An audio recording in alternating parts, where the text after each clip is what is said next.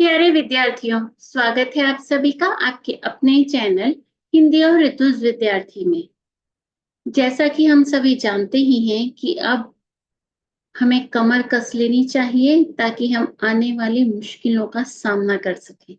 और आप अच्छी तरह से समझते हैं कि मुश्किलें क्या हैं। मुश्किलें हैं, पर हमने समझदारी से उनका हल ढूंढना है। मुश्किल है सिर्फ हमारी परीक्षा की तैयारी करना। अगर हम परीक्षा की तैयारी करने के लिए एक टाइम टेबल बना लें या कुछ ऐसा कर ले कि हाँ, हमने निश्चित रूप से पढ़ना ही पढ़ना है, तो हम अच्छे अंक ला सकते हैं। तो आपकी थोड़ी सी मदद करने के लिए मैं आज एक पत्र लेकर आई हूँ। और हम हमेशा यही कहते हैं कि आप पत्र लिखिए। इस बार मैंने पत्र स्वयं लिखा है और मैं हमेशा अपने बच्चों को यही कहती हूँ कि मुहावरों का प्रयोग कीजिए। तो उसी संदर्भ में मैंने भी कुछ एक दो मुहावरों का प्रयोग किया है।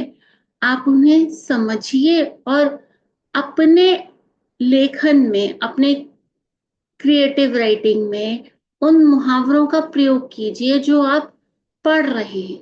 इससे क्या होगा, एक आपकी जो भाषा है ना, वह अच्छी हो जाएगी। जब आप मुहावरों का प्रयोग करके पत्र लिखेंगे, अनुच्छेद लिखेंगे या कुछ भी, तो सामने वाले पर इसका प्रभाव अच्छा पड़ेगा। आपको भी अच्छा लगेगा लिखकर और सामने वाले को अच्छा लगेगा पढ़कर। मैं अब आपको ज्यादा बोर नहीं करती हूँ और मैं आपको एक पत्र दिखाती हूँ। आप उसे समझिए। तो पत्र का विषय है कि आप एक पत्र लिख रहे हैं अपने पिताजी को और ये बता रहे हैं, जब उन्होंने आपसे पूछा था कि आप बड़े होकर क्या बनना चाहते हैं। तो मैं उस पत्र को पढ़ूंगी और आप उस पत्र को समझिएगा। और फिर भी आपको कोई परेशानी हो तो आप मुझसे कमेंट बॉक्स में पूछ सकते हैं।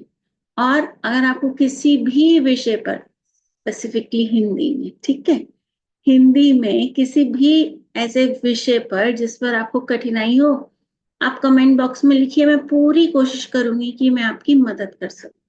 तो चलिए शुरू करते हैं आज का वीडियो। और हाँ, प्लीज मेरे चैनल को सब्सक्राइब कर लीजिए, लाइक कीजिए और कमेंट जरूर कीजिए ताकि मुझे भी तो पता चले कि मैं कहाँ गलतियां कर रही हूँ। चलिए, अब मैं ज्यादा बोर नहीं करती।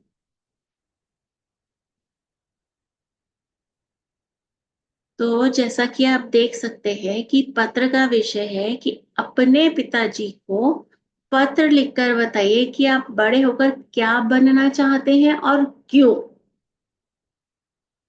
तो जो पत्र का फॉर्मेट है वह आप सभी को पता है।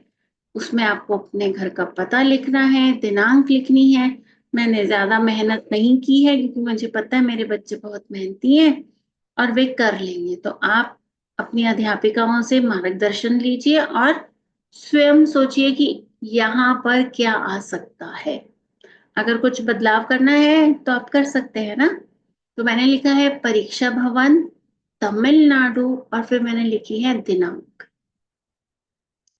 उसके बाद मैं यह पत्र पिताजी को लिख रही हूं, तो मैंने लिखा है आदरणीय पिताजी, नमस्कार।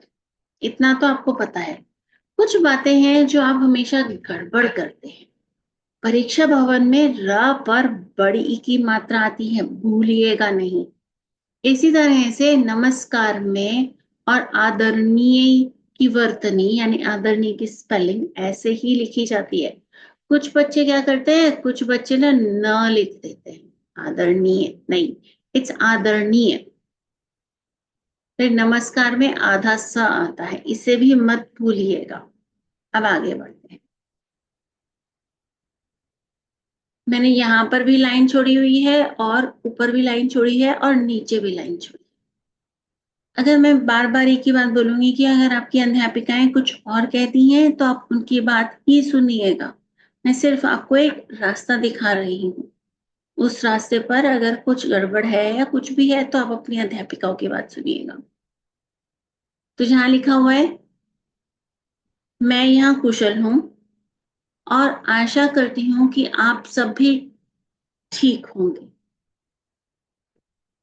माता जी के पैरों का दर्द अब ठीक होगा।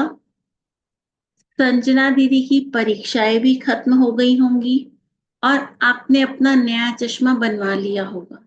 तो जब हम पहला अनुच्छेद लिखते हैं तो उसमें कुशल क्षेम पूछने के बाद हम थोड़ा सा उनसे जुड़ने की कोशिश करते हैं, ताकि उन्हें लगे कि हाँ, अगर हम घर से दूर भी हैं तो भी हमें घर के बारे में पूरी बातें पता है।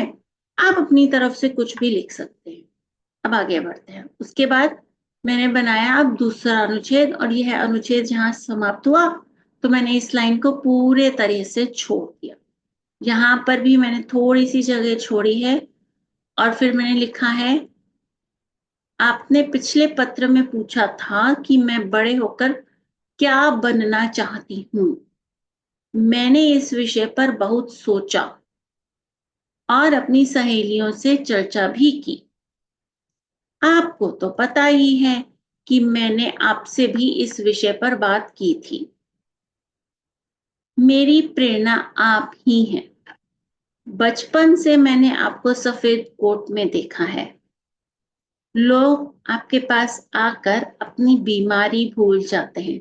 तो इससे हमें यह समझ आ गया कि जो हमारी लेखिका है, पत्र जो लिख रही हैं, उनके पिताजी एक डॉक्टर हैं और वह स्वयं भी एक डॉक्टर बनना चाहती है। आपके व्यवहार से वे खुश होते हैं तो उनकी आधी बीमारी तो दूर हो ही जाती है। मैं भी आपकी तरह डॉक्टर बनना चाहती हूँ और समाज की सेवा करना चाहती हूँ।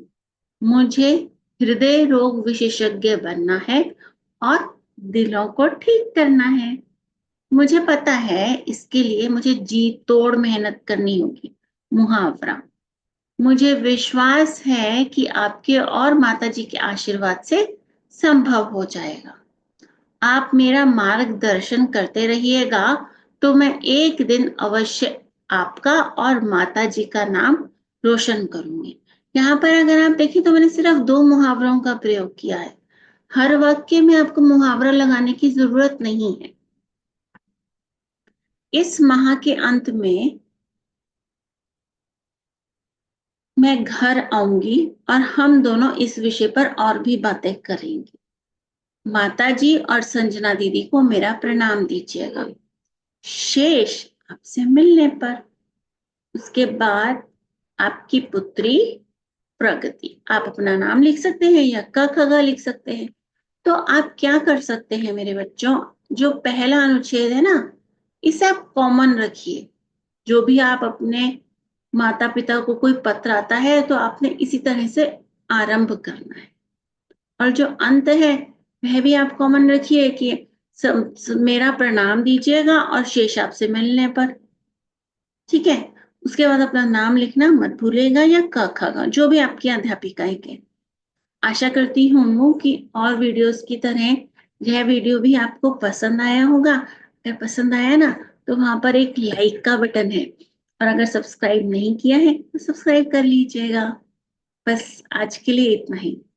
अपना ध्यान रखिएगा और हाँ, खुश रहिए और खुशियां बांटिए।